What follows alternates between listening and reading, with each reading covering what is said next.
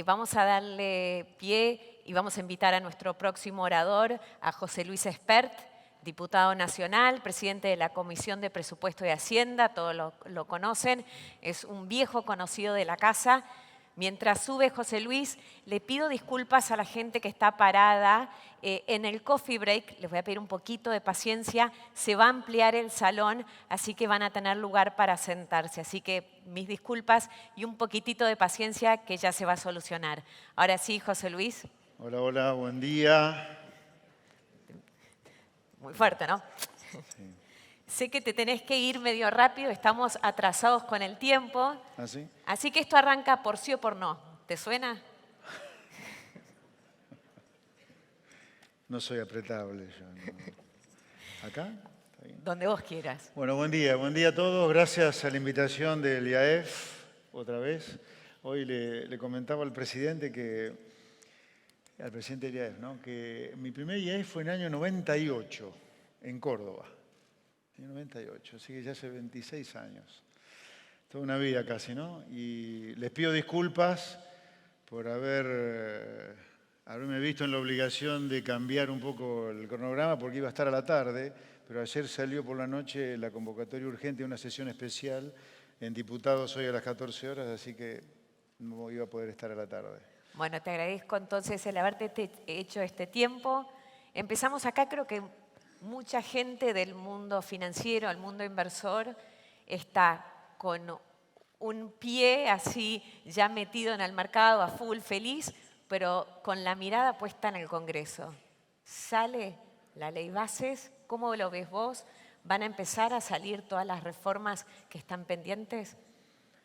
Sí, la ley bases va a salir lo mismo que el paquete impositivo, ¿no? Son dos, o paquete fiscal, mejor dicho. Sí. Sí, están trabajándose en el Senado.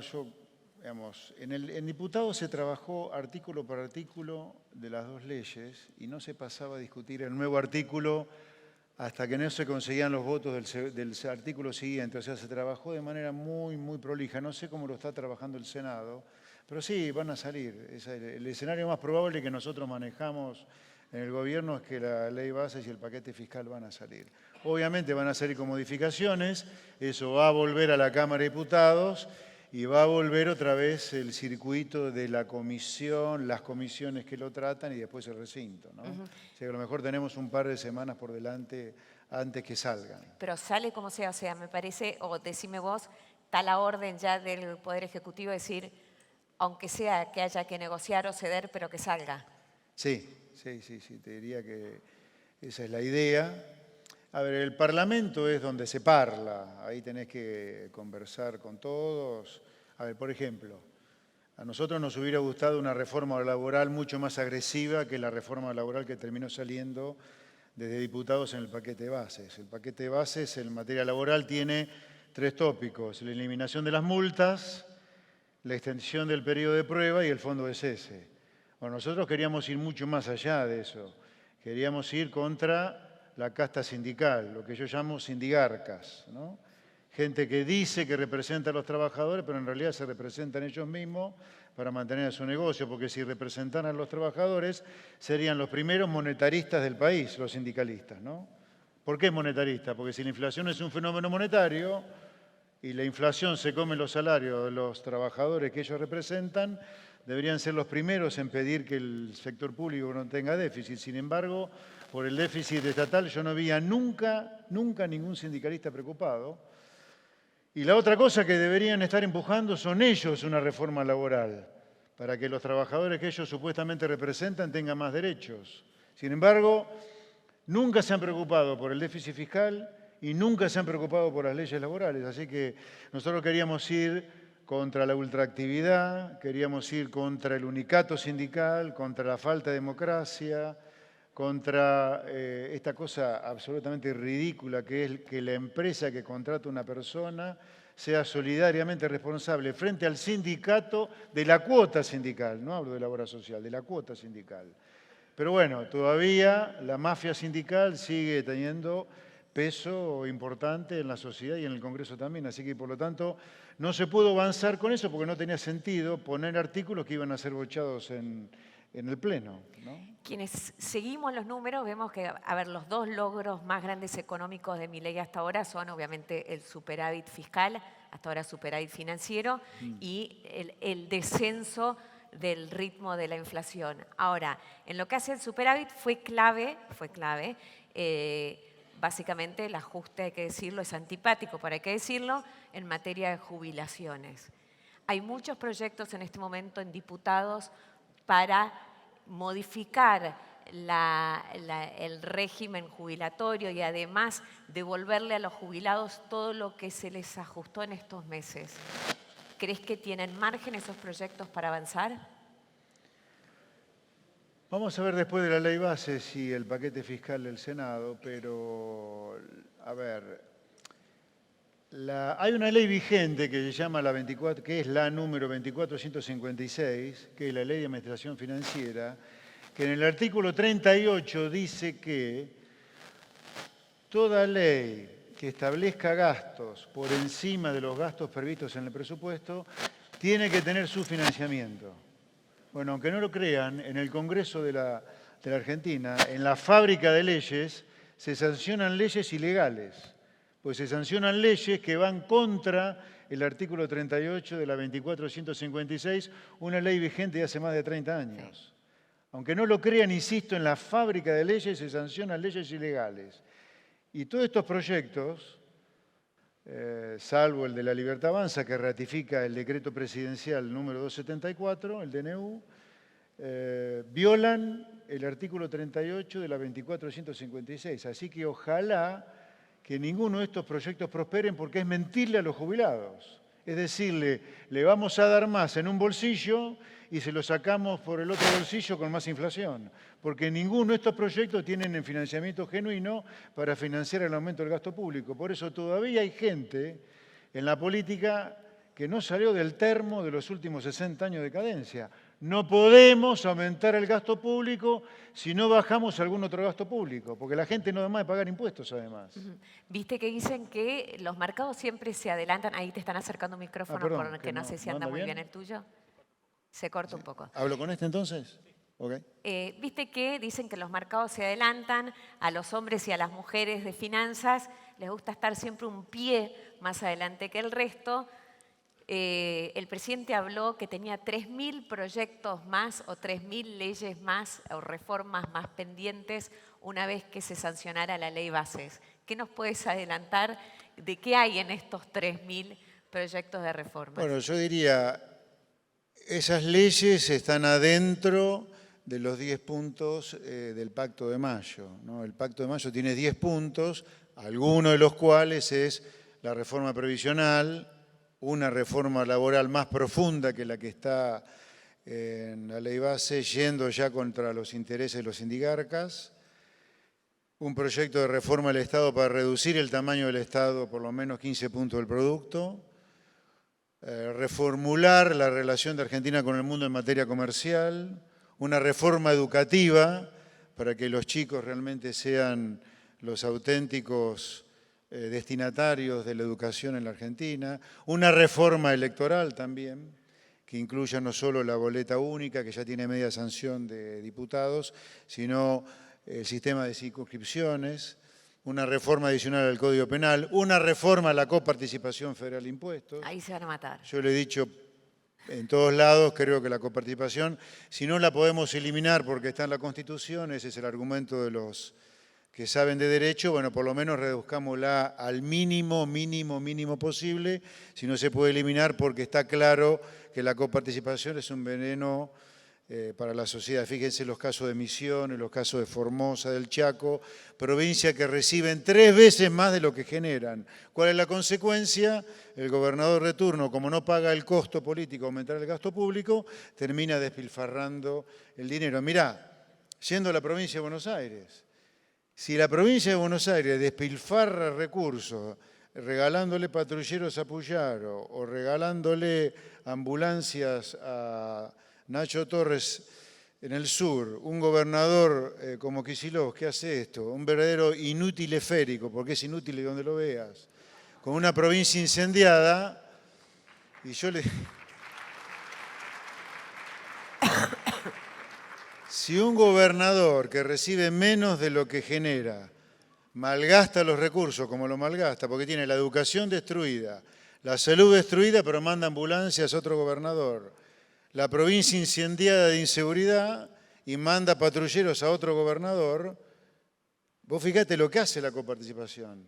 Si Kicillof tuviera que pagar el costo político de financiar solo con impuestos propios, el impuesto a la ganancia, que lo cobre la provincia de Buenos Aires, yo te diría que se cuidarían mucho más de en qué gastar. Imagínate lo que ocurre en una provincia donde no solo no recauda el impuesto a las ganancias, por ejemplo, como puede pasar en Formosa, en Chaco, sino que además recibe mucho más de lo que genera. El dispendio es mucho peor todavía. Pero ¿cuál sería la propuesta del Gobierno Nacional en este caso? Porque además para No, aprobarlo bueno, tienen que aprobar todos, ¿no? A ver, habría que ver cuál es la propuesta que se termina llevando al Congreso, pero yo creo que hay que ir a la Constitución, al espíritu constitucional de Alberdi, que es un auténtico país federal. Federalismo no es lo que la política nos quiere hacer creer a los argentinos, que es la AFIP recauda, las provincias gastan y encima el sistema de coparticipación da mucha más plata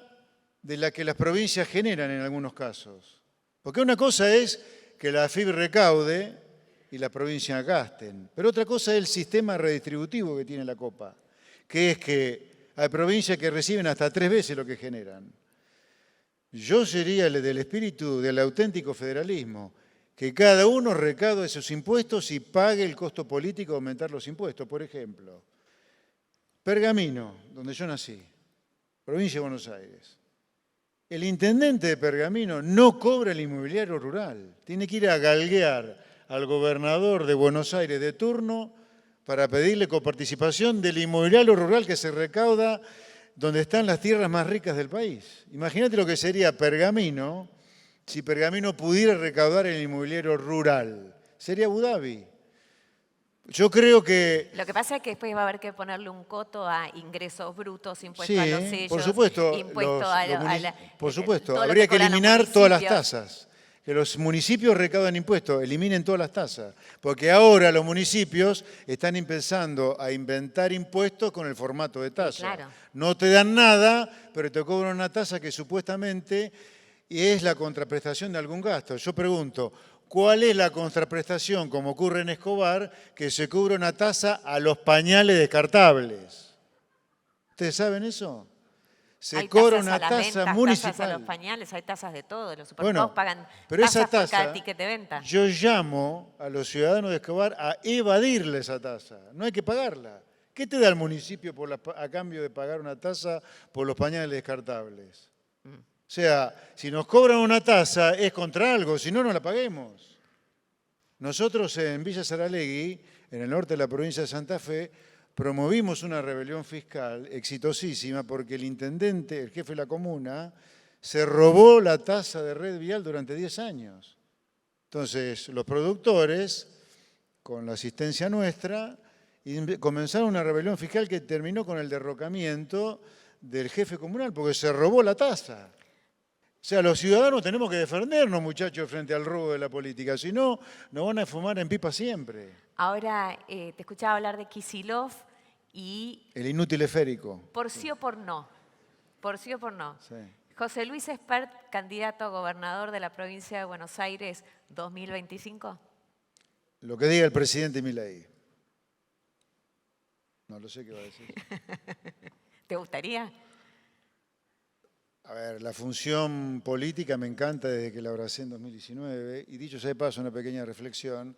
Yo estoy muy feliz que, habiendo comenzado en tan soledad en el 2019 con la campaña presidencial, 5 años después tengamos un presidente liberal, así que estoy muy contento. Sí, me gustaría claramente, a mí me gustaría transformar la provincia de Buenos Aires. Yo creo que en cualquier caso, independientemente de las personas, al kirchnerismo hay que terminar de sacarlo de la vida política argentina con otro gobernador en el 2027. No puede seguir gobernando la provincia de Buenos Aires el kirchnerismo. Por el kirchnerismo, tengámoslo claro, el proyecto político del kirchnerismo es hacer de la provincia de Buenos Aires lo que logró a nivel nacional, que es hacernos una villa miseria. Por eso no podemos permitir que la provincia de Buenos Aires termine siendo una villa miseria de la mano de otro gobernador kirchnerista luego de 2 años de 2 periodos de gobernador de Kicillof. Así que ojalá que en el 27 el liberalismo gane la provincia de Buenos Aires independientemente de quién sea. Y te pongo ahora el sombrero de economista, que creo que no te lo puedes sacar nunca, No, al menos no, en la Comisión de Presupuesto y Hacienda. Sí. ¿Cómo estás viendo lo que se hizo hasta ahora y qué crees que puede pasar en los próximos meses? O sea, todavía faltan varios ajustes de precios relativos. Vimos que se postergaron las subas de varios servicios públicos. Está el tema de las prepagas, que también que se les pisaron los aumentos. ¿Cómo lo ves? Yo creo que la inflación va a seguir bajando. Me parece que en mayo vamos a tener una inflación más baja que la de abril todavía. En junio está el medio aguinaldo, ahí vamos a ver si el sector público sigue manteniendo el superávit, a lo mejor va a requerir de algún ajuste adicional del gasto, pero la sensación que yo tengo es que la inflación va en descenso. La duda es hasta dónde desciende, pero sin duda, primero el milagro que ha logrado el presidente Milei en evitar una hiperinflación y haber derrumbado la tasa de inflación, logrando algo histórico que son 5 meses consecutivos de superávit financiero, o sea, superávit incluyendo los intereses como gasto público, y haber mejorado el balance del Banco Central de manera significativa, comprando reservas con tasas de interés reales negativas. Así que eso yo lo veo muy instalado, el superávit fiscal, la mejora del balance del Banco Central y el descenso en la tasa de inflación.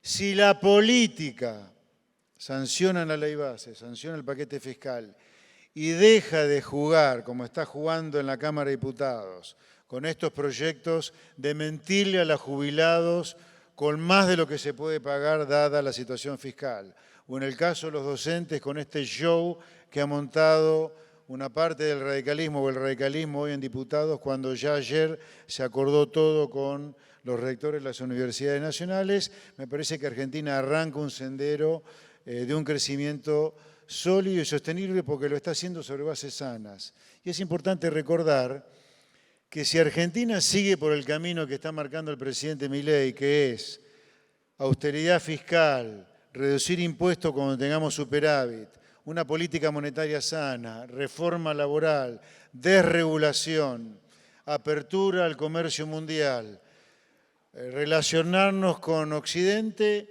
eso ha hecho a todos los países del mundo que crezcan y que les vaya bien. Por lo tanto, no hay ningún motivo para que si nosotros seguimos por ese camino, el camino de los países que prosperan, nos vaya mal. Nos va a ir bien. Por supuesto que después de pagar los costos de haber evitado una hiperinflación. Evitar una hiperinflación tiene daños colaterales, lamentablemente, y le agradezco públicamente a todos los presentes, gente de trabajo del sector privado y a los que nos están escuchando, y a los que no nos están escuchando el esfuerzo que hacen para llegar algunos a mitad de mes y otros a fin de mes. Pero es el único camino posible, el camino de la austeridad fiscal, la desregulación laboral, la meritocracia, asociarnos con el primer mundo, respeto a la libertad, respeto a la propiedad privada. Ese es el camino que está marcando el presidente Milei y es el camino que hay que recorrer en la provincia de Buenos Aires para sacar a la provincia de Buenos Aires de la maldición del kirchnerismo y de este maldito que es un inútil biológico como es el Kicillof. Muchas gracias, José Luis. Un placer, muy buen día. Un aplauso.